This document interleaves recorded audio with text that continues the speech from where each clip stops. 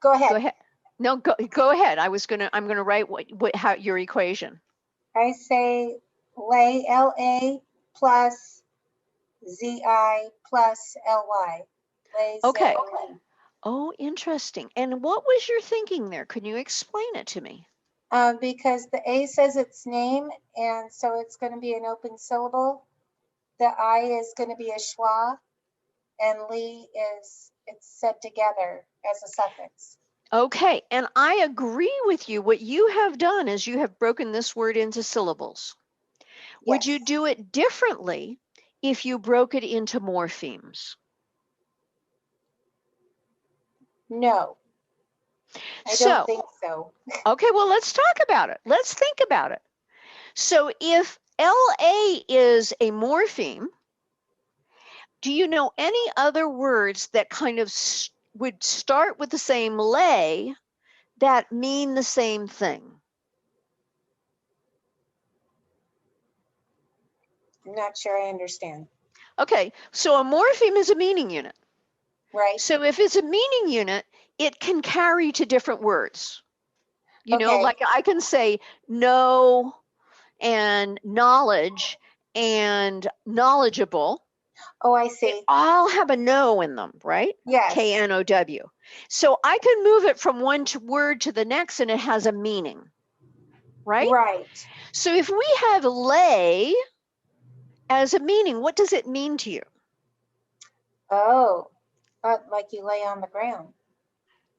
Ah, well, let's check that out on Etum online, okay?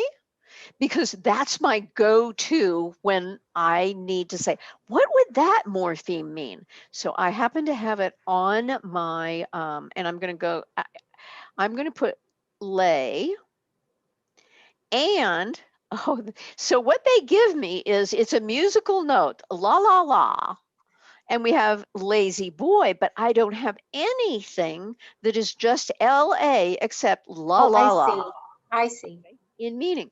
So actually, if what does lazily mean to you? You're just not putting a lot of effort into it. Exactly. And what part of that word lazily tells you that? What's the word? The lazy part. The lazy part. I agree. So I'm wondering if you might consider that really the morphemes, not the syllables for this word might be the word lazy Oh, plus ly. Do you think okay. that would you buy that?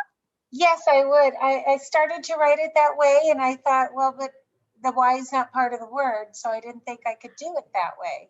Okay, which gets into one of the things that we're going to learn later today is when you're putting suffixes onto a base word that ends in a Y, it's a spelling pattern that we have to consider. Okay. Because when you're adding suffixes and there's a consonant before the Y morphs or changes into an I. Okay. So that's what's happening there. Okay. That was my Okay, argument within my own head. good, good. So now that was, thank you, Chris, probably one of the most important things that we could demonstrate today, Oh, right? Because what we did is we figured it out together, right? mm-hmm. And I have to tell you, I've been doing this kind of morphology thing with people for a while, but that's the process that I do all the time. And I'm always learning new things about the meanings of words, the morphemes, and how words are built. And that's what I want you to do with your kids.